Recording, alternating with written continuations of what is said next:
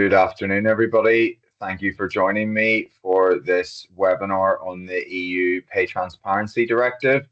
What I'm going to cover today, it's just me today, and what I'm going to cover is what every business owner and HR leader needs to know with regards to this directive.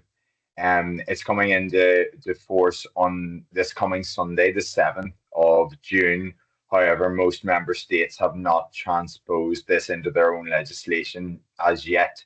A lot of member states already have different legislation that links in with this, but obviously the Pay Transparency Directive puts additional requirements in place, and a lot of the EU member states are working their way through this. So I'm just going to take you through an overview today and practical ways in which to implement this. It's also applicable to UK businesses and businesses globally, because pay transparency is becoming something that employees are seeking. They want to understand how pay decisions are made, what the progression looks like when it comes to pay and reward. So so this legislation is coming in across the EU, but the UK government have already put in guidelines that encourage pay transparency across organisations. So I'm going to take you through that in a bit here through these slides. Okay, so sorry, the other thing I forgot to say was if anybody has any questions throughout, just pop them into the chat and I'll be happy to answer them at the end. We should have enough time to do so. Okay, what we're going to cover today. So what is the directive and why does it matter? The three pillars of obligation that are required within the directive, and then key deadlines and who they apply to, and then building a defensible pay architecture, so being able to defend decisions on pay throughout the organization. And I'll give you some examples of where that may be applicable. The recruitment, data and governance changes, the real compliance risks, legal, reputational, and operational.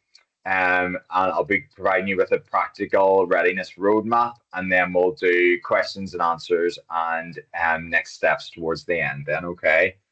So broader context for EU organizations. So equal pay for equal work has been EU law for decades. The directive makes it enforceable and a measurable practice. So all employers are affected regardless of the size. If there's a 5% unexplained pay gap, it triggers a joint assessment.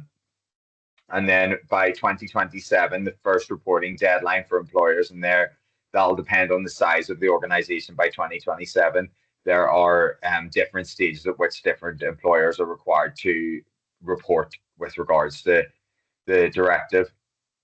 So why is it also important for UK businesses? So it's a global movement. From my knowledge, but the first thing I remember reading about was in New York years ago, where pay transparency was required when it came to advertising roles, that you had to provide a salary range, and that's where it sort of originated.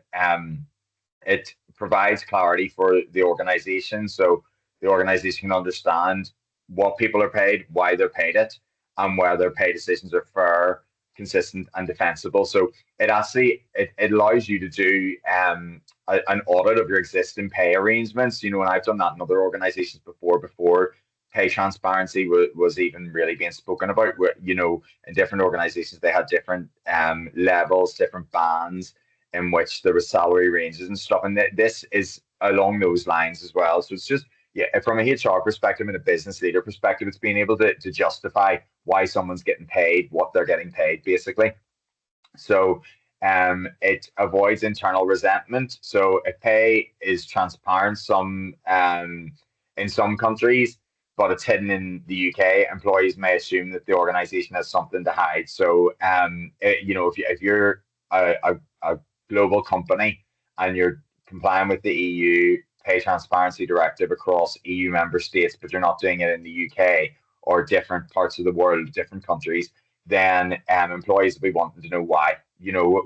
Why is this information freely available within the EU? And yes, there's a legislative requirement in the EU to do that, but that doesn't say that you shouldn't make it applicable across the whole company. So it improves employee trust and engagement then. So naturally, clear pay frameworks, employees can trust decisions and understand progression. so they feel confident that their pay is fair and the whole process is open and transparent.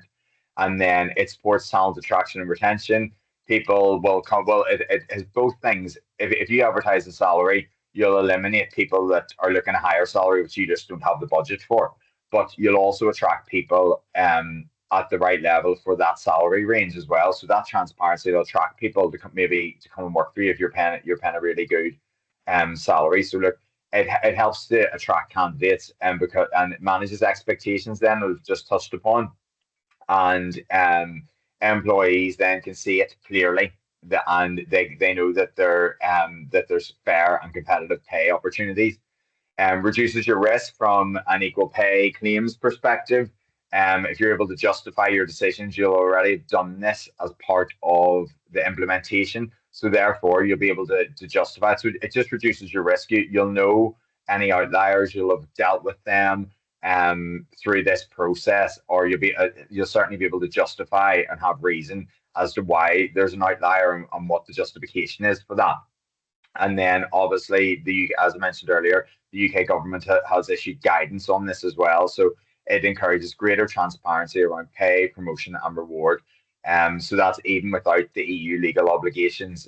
In the UK, the government are moving in that direction. So the three pillars of obligation then. So one is pre-employment transparency. So we've touched upon that already.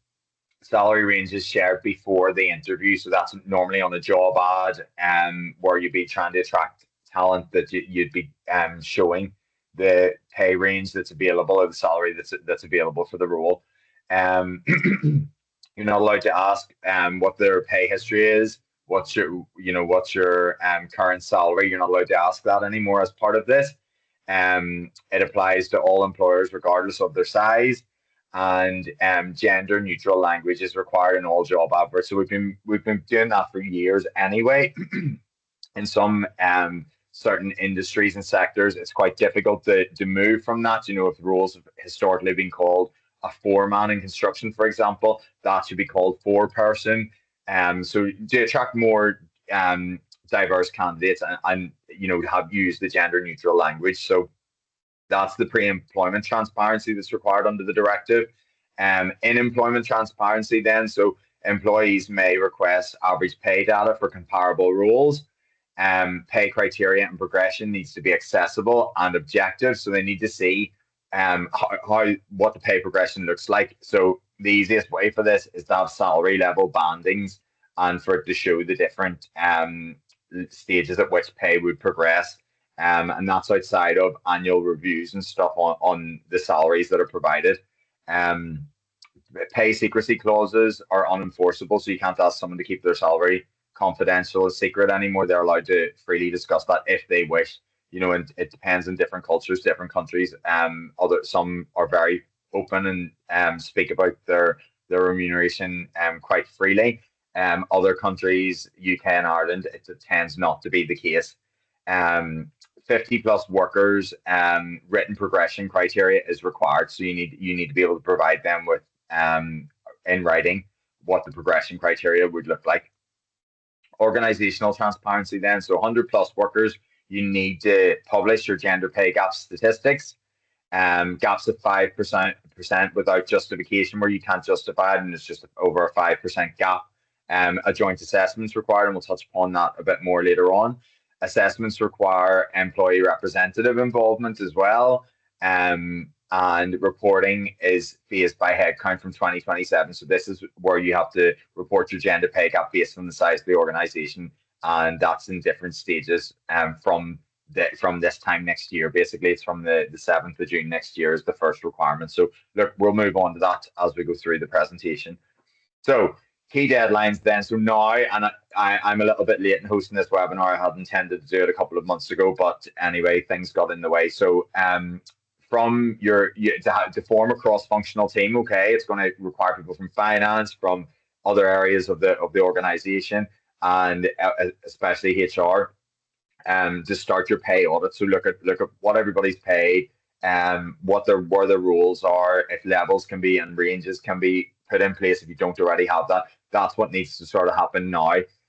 From the 7th, which is this coming Sunday, recruitment changes and the pay structure should be live. So that should be visible in the organization, what your pay structure looks like, and the recruitment changes definitely need to have been implemented by the weekend. So making sure that you're not asking questions of what's your current salary anymore, and making sure that job ads are gender neutral, the language used throughout, and also that you're advertising what the pay is for the role, what's the salary, etc. The rate of pay. So from June next year, then, so organizations with 250 or more employees, it's the first annual gender pay gap report that's due by then. So other states already have gender pay gap reporting. Ireland, for example, they're working through that. So this legislation is it's a directive for all EU member states, but it has to be transposed into their own legislation.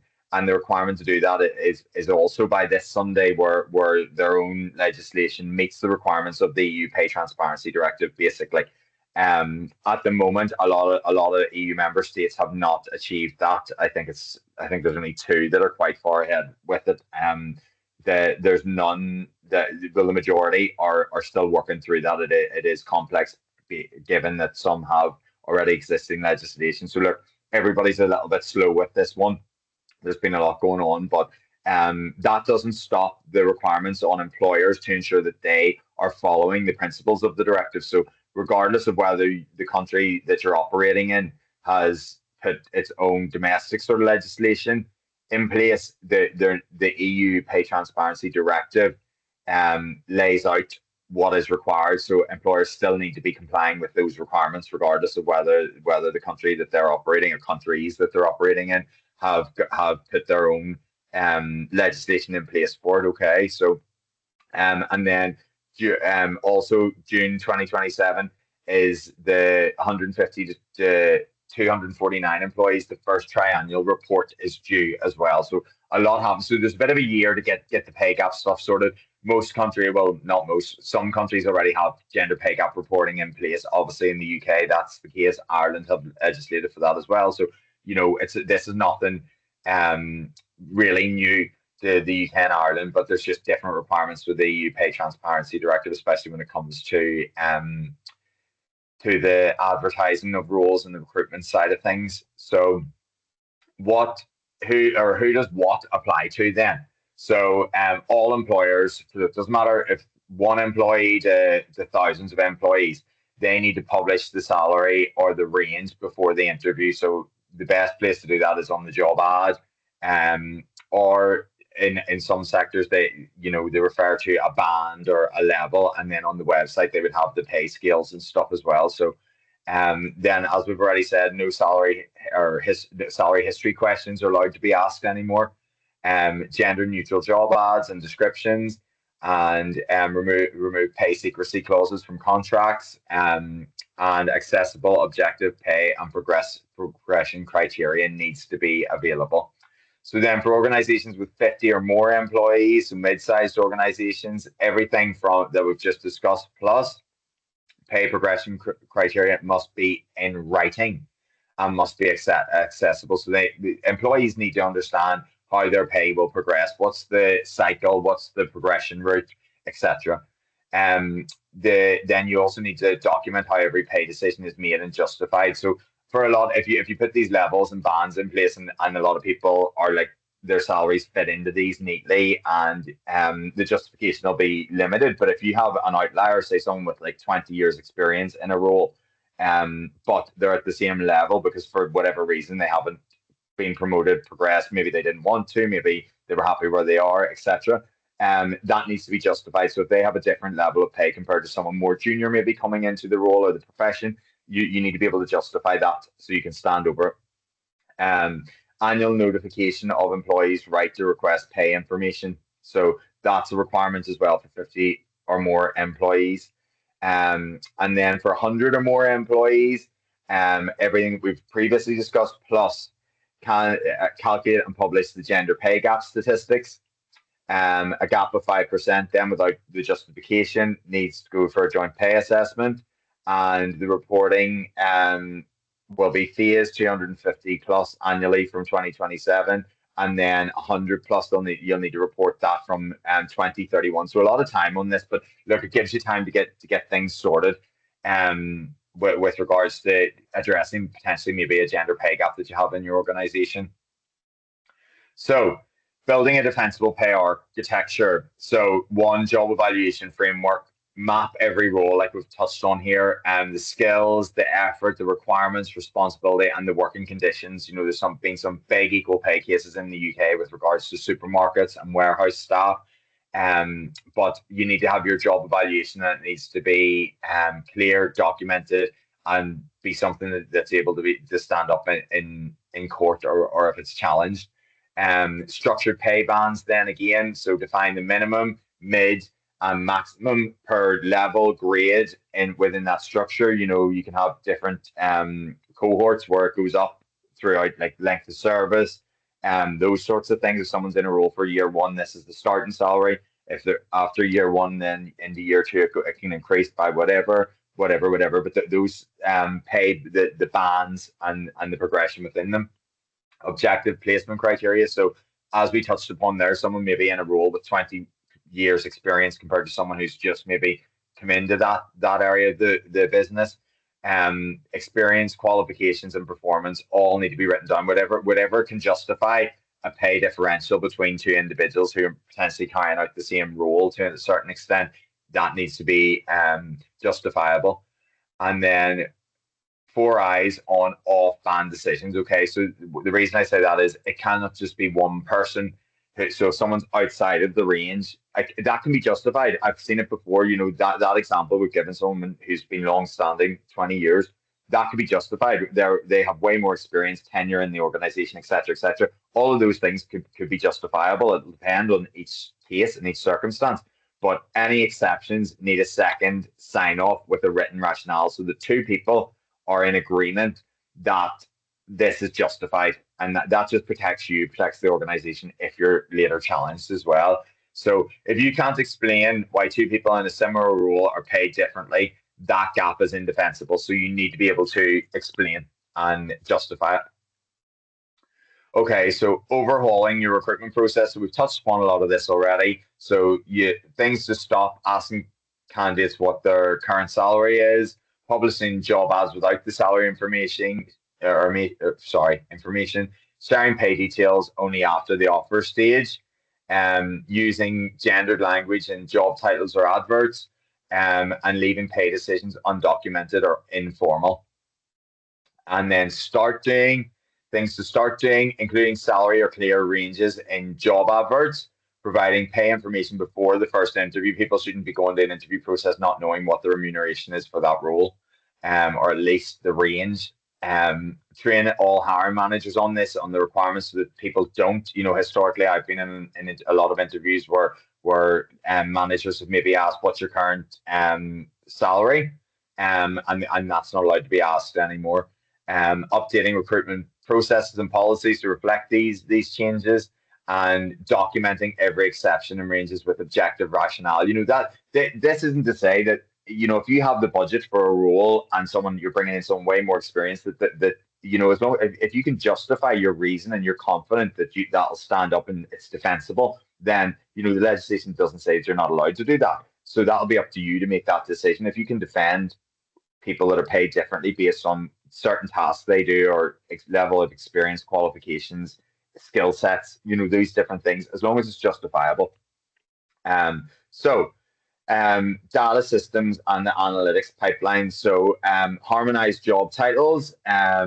You cannot report what you can't measure, basically. So harmonized job titles, inconsistent titles across teams, make the category analysis sort of meaningless.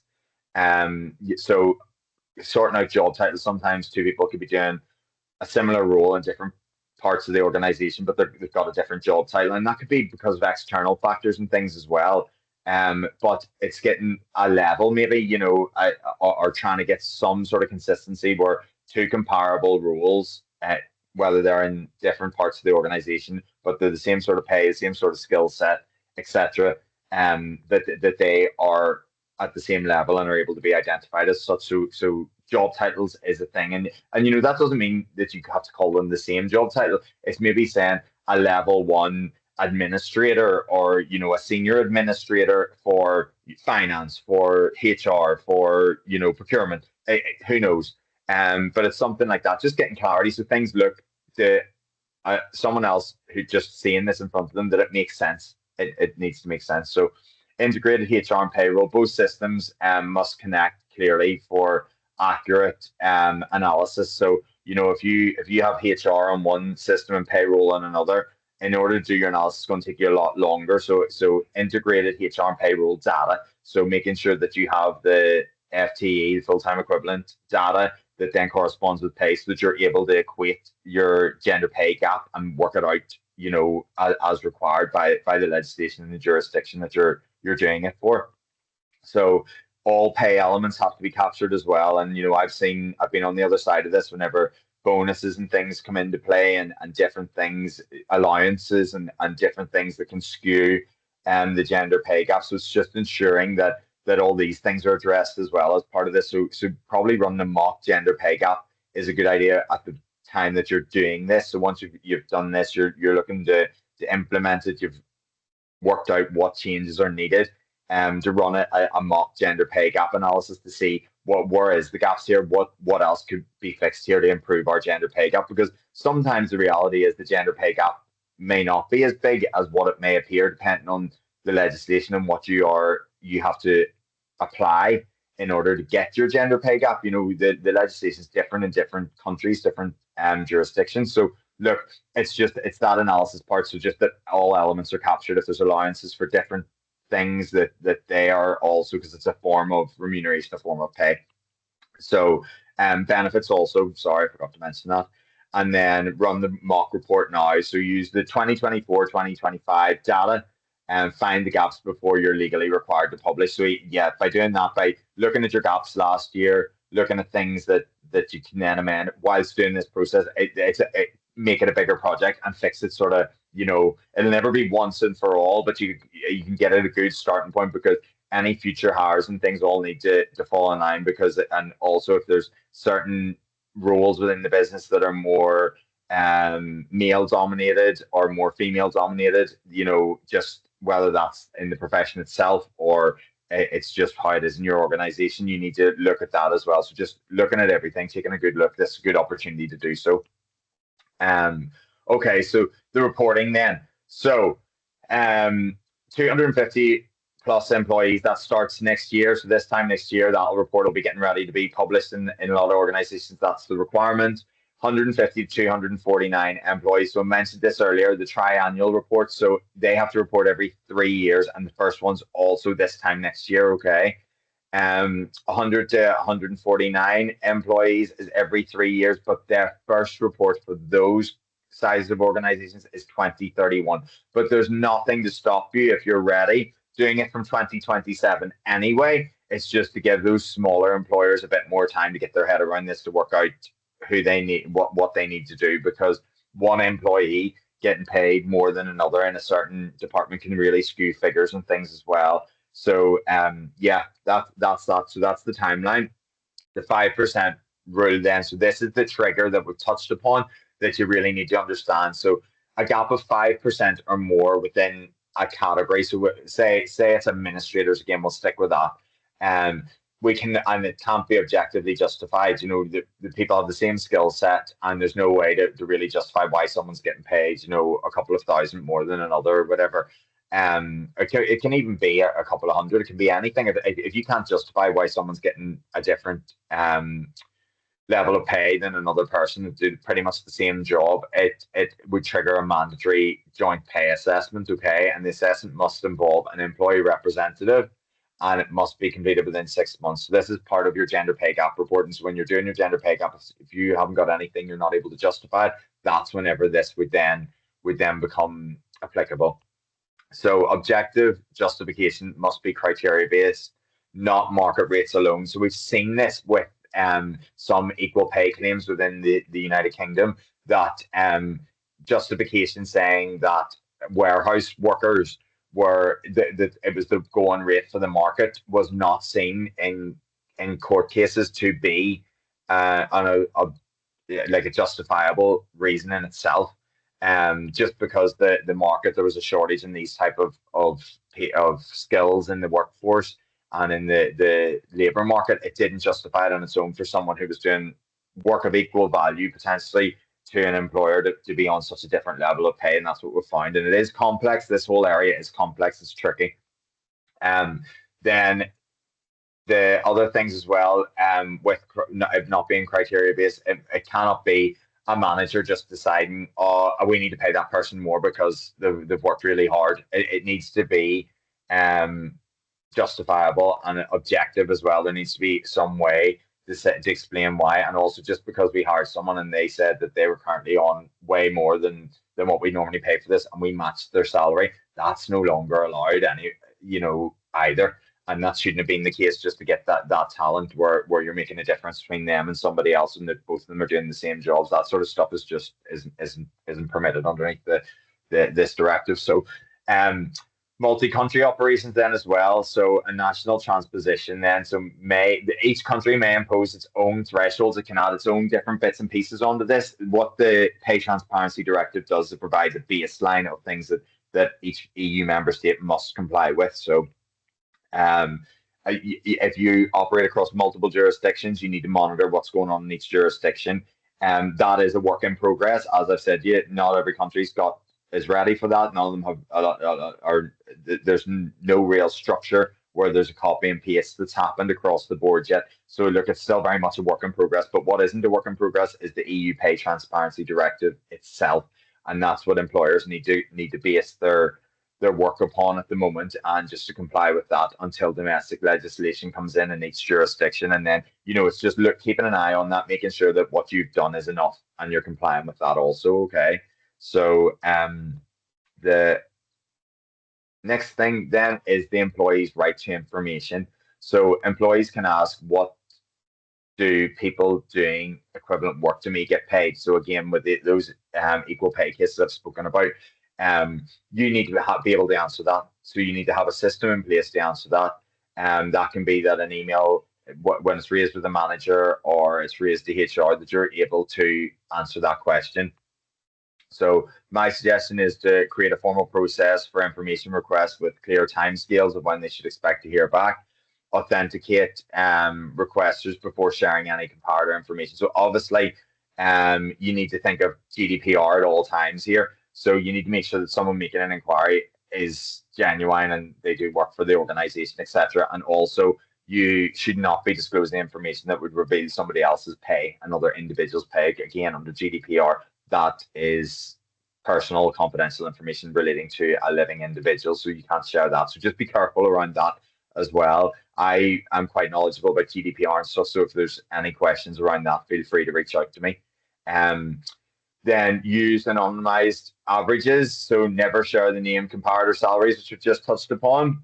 Prepare plain language, frequently asked questions documents on how pay is set and how progression works. So the facts will cover a lot of the queries that you may get. So we know that in general, if there's a frequently asked questions document, it tends to reduce the amount of individual queries that you may get. Log every request and every response to this request, because that'll create your audit trail, just in case anybody wishes to investigate this in the future, or there's any, or even for if you have any challenges, legal challenges, and you need to be able to provide evidence. It's always good to keep an audit trail. And then you sort of need to brief managers now, so you could hold like an online training, put together training on EU Pay Transparency Directive, and just bring them up to speed on what they should say, what how they should manage it, what the process will be within your organization, because it's very likely that they'll be asked questions first before it would even come to HR. So having all of your ducks in a row, so to speak, should benefit you when it comes to this.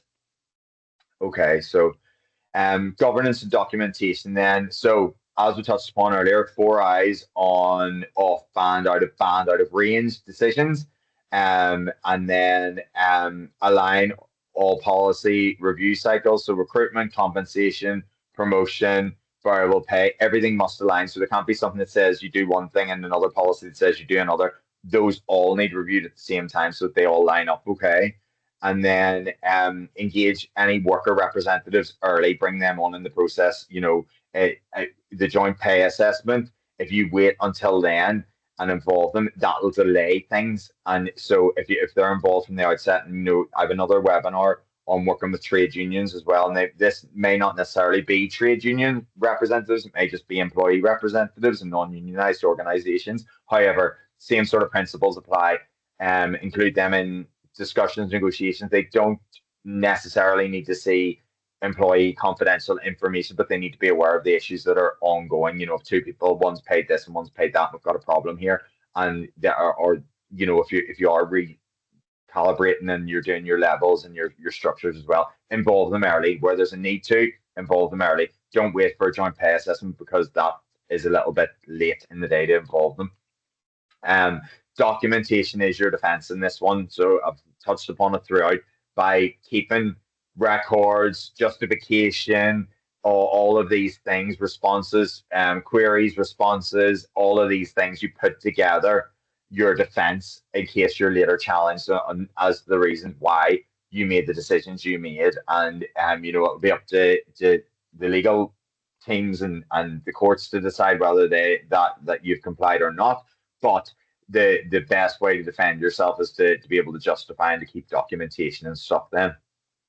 And then if you assign a senior person to this, then so the project can't sit below director level. It's too high within the organization, or with priorities within the organization. This is too important to go below sort of director level, and it sort of needs board visibility. The board need to be aware of this, what the issues are, what the potential issues are, how it gets fixed. They need to be kept in the loop with this as well. Okay, so 3 compliance risks to mitigate then. So the legal risk, that discrimination claims triggered by the equal pay claims, pay gaps that are unexplainable, especially where your reporting obligations have been missed. So if you haven't met your reporting obligations, there could be an equal pay claim. There could be a reason for that, any number of reasons, but that could be something that could then trigger an equal pay claim. So how to mitigate it then? So stress test pay bands and analytics before publishing. So do scenario based checks on it. Correct then unjustified outliers proactively. So if someone's sitting outside of the range, correct it. Work out what you're going to do. You're either going to bring people up, or you're going to ask them to come down. Or how are you going to fix this? Tricky again, more sort of ER issues. Remember, the burden of proof here shifts to you. It's down to the employer to be able to prove that what they were doing was fair and justifiable. Audit for equal pay issues now, before the disclosure would make gaps publicly visible or things like that there. So if there's any equal pay issues, which we touched upon earlier, best to address them now as part of this whole process. So the reputational risk as well, and we've seen this whenever equal or gender pay gap legislation came into play in the UK, that some organisations appeared to have a huge gender pay gap, and it damaged their reputation in some cases. So disclosed salary ranges and pay gap figures attract scrutiny from not only employees, but from candidates, from the media, and from investors as well. So you want to get ahead of this before it becomes an issue as well. So prepare the clear narrative on your methodology, brief leadership before there's any publication of gender pay gaps, so there's no surprises, so that even your leaders aren't like, wow, why is there such a gap? Be able to explain why there could be a gap. And sometimes gaps are there, and it's not because you're paying people differently, it's just because of how the levels and the banding and the roles are filled, and with full-time equivalents and things. Sometimes there's gaps regardless of what you do, but the best case scenario is not to have a gap. But yeah, look, it's being able to explain why, if there's a gap, why there's a gap, because the first thing everybody sees is the headline figure of a gap. So align pay transparency with your ESG and your employer brand. So obviously, as part of this, there's the social aspect with ESG. So as part of this, it's a HR process, governance as well. You want to have that as well. So those two things, social and governance, in with your ESG sort of plans in those areas. So candidates will compare your ranges to competitors. Of course they will. Everybody, if you're going to buy something in a shop, you'll look at, especially if it's an expensive item. So a job is quite a big thing to be looking at. So you're going to look at who's paying what's the requirements, what sort of company do I want to go and work for, and what's the remuneration. It's like if you're going to buy a new television or a fridge or some big item, you're going to look at where how much it's going to be, what the specifics are of that item, and then you're going to go with the one that you choose. So look, yeah, there's a reputational risk here if you're paying poorly on asking a lot of people as well. Another thing, obviously, gender pay gap addresses this, but it's the amount of hours, working hours per week, and then a salary of whatever. But if the salary's there and it's a higher number of hours, the actual hourly rate is different, and then the gender pay gap you cannot get away from that when it comes to doing the gender pay gap analysis. So operational risk then as well. So fragmented systems, unclear ownership, who's responsible for what, late preparation. It can all lead to rushing things, which is inaccurate reports or the data not being up to date. So in order to mitigate that, assign the senior accountability. As we said earlier, there needs to be at least director level over this area. It's not an admin project. Resource a team with clear ownership, who's responsible for what, who's required to do what. Run the mock report using the historical data, potentially from 2024, 2025, depending on how up to date your data is, and then account for the worker reps consultation time, of how long it might be for worker reps to do their part back and forward. Okay. So handling confidentiality. So we've touched upon this already, but transparency does not mean publishing everybody's salary and putting a name beside who gets paid what. You need to get the balance right with this. So small group thresholds, no disclosure for groups of fewer than 5 people. Use a broader category instead. Okay, so this is just from the directive itself. So if you've fewer than 5 people, it can be easy to identify who's getting paid what. So use a broader range whenever you're doing that. Disclosure by the job, family, or grade. And this is where this leveling process and the salary ranges process becomes really, really apparent and useful. So individual pay should never be identifiable from published data. You should never be able to work out that that's one person. If you've one person sitting at a certain level then and someone at another level, sometimes you need to amalgamate it, like at levels 8 and 9, and then change the pay range, and that person would slot in there somewhere so that it's not identifiable to see who's getting paid what from that range. GDPR then alignment, so involve your DPO early on as well. They need to be aware of all of this, especially for where you're sending data across borders and different jurisdictions and stuff. The DPO, whoever's responsible for your data protection within your organization, needs to be aware of this. And they can guide you. They can guide you with different things, different ways in which to share data. And who knows, they may even be able to help you with some of the analysis and things as well. So multi-country complexity. So again, we've touched upon this earlier on, but each member state may introduce their own take on this and may go further than what the directive is asking of them. So their transposition creates diversion. So yeah, so this is true. Transposing this directive into your own domestic legislation, there will be divergence. There already certain EU member states have their own legislation. Will try and line the directive up closer to their own legislation. They may replace their own legislation with their own take on the directive, and their existing legislation then being, changed and brought up to speed to mirror the directive. Who knows?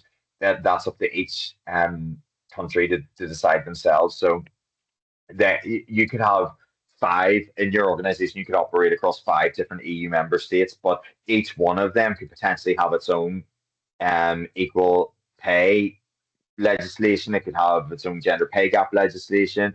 It could have all these different bits and pieces and nuances that you need to be aware of and take into consideration. So when it comes to the pay transparency directive, that, as we've said, that's only the main frame. But then each of those 5 countries could potentially have their own take on that and their own requirements. So it's just making sure you're aware of that. Works council rules vary, so consultation requirements differ significantly by jurisdiction. Even in my own experience, working with industrial relations trade unions across, Scandinavian countries, European, Central European or not Central European, but more Ireland and towards those European countries, that everything was just different. France, Spain, Portugal as well. All these different countries all had their own ways in which to deal with works councils, trade unions, industrial relations, all these things. So just be aware of those as well, is what I'm trying to say. Global HR systems may need reconfiguring. If they're configured for not to enable this, then they may need reconfigured. They may need different things done to them so that the transparency piece can all be worked upon. So, look, that's another thing just to take into consideration. These are just things that they may not be the case, but it's just things to potentially be aware of. That could be cause you some delays down the line, or some stumbling blocks, basically. So monitor ongoing transposition. So again, as we said, national laws are still being introduced and finalized. So legal monitoring needs to be built into the program to watch what's happening in each country. So that, as I said to you earlier, this is not going to be a one-time project. It's going to be an ongoing thing. Pay is constantly reviewed anyway, so it would make sense that all of this, but the legislation in each jurisdiction, each EU member state, well, they'll be releasing their own legislation in the coming days, weeks, months, and years even.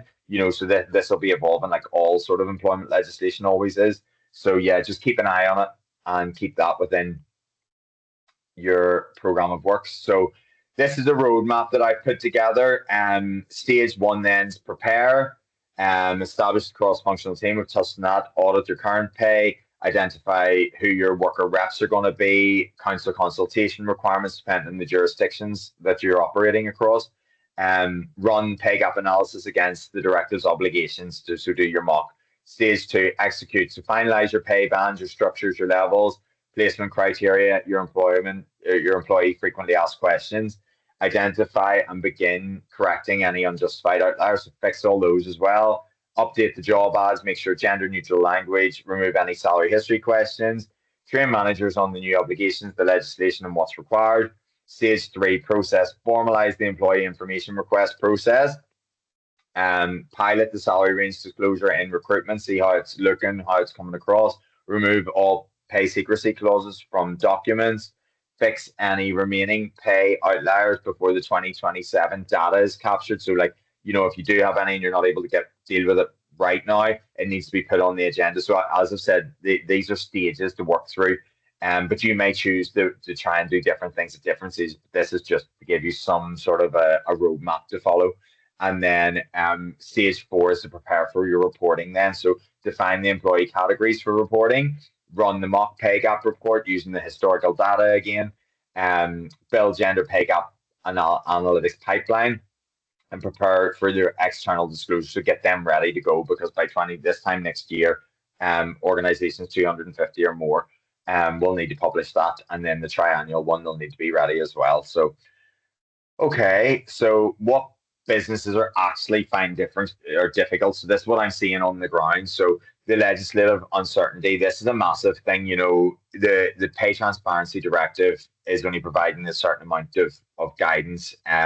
Not having finalized legislation in each EU member state is a problem, of course. People want to know what they've got to work with. But look, in the meantime, my advice is to follow the requirements of the directive and just keep an eye on internal legislation within the member states or the countries that you operate in. Okay. Performance-based pay gaps. So yeah, the big thing as well we're seeing where if there's a lot of commissioning rules and stuff as well, that normally creates pay gaps as well within organizations. And as I touched upon earlier, sometimes you will have a pay gap no matter what way you try to do this, trying to manage that so it doesn't look as such a big pay gap, because it could be skewed by different amounts of males or females in different job roles and stuff. Total reward scope. So yeah, look, that's been a problem from I first done gender pay gap analysis in the UK. Bonuses, allowances, benefits as well coming into it. The scope is wider than most would assume, especially if you've expats in different countries as well, and that's skewing levels as well, because whether they fall under the pay gap analysis for the country, the host country, or their home country, they can skew results because their pay and their remuneration, including the benefits and stuff. If multiple children and school fees are covered and stuff, all these things could end up skewing the pay gap. So it's just being aware of that and then being able to justify it. Works council delays, big thing as well. Anything when it comes to engaging with reps, you need to account for these additional people. And look, we see that in legislative practices in general across all countries, where there's proposals put forward and then it goes to the different departments within government and the different people, decision makers, who then have a say in this. So look, it's just ensuring that you build in the allowance for that time. And then data fragmentation. So as always, if data is not centralized, if it's not up to date, you can only work with what you've got. So making sure you have the good up to date raw data and systems in place to have the correct data to work with. Okay, so 10 actions to take then before the end of this month being June. It was probably before the end of this week, but look, this month, I think you'll be doing all right if you haven't done anything so far. Assign a senior owner for compliance, not below director level. Identify the EU countries in which you operate and monitor their national transposition levels, what's going on with the directive. Map job titles and families, create your own banding, leveling, okay. Review recruitment. Can you share salary ranges on job ads? Have you removed the questions then on current salary?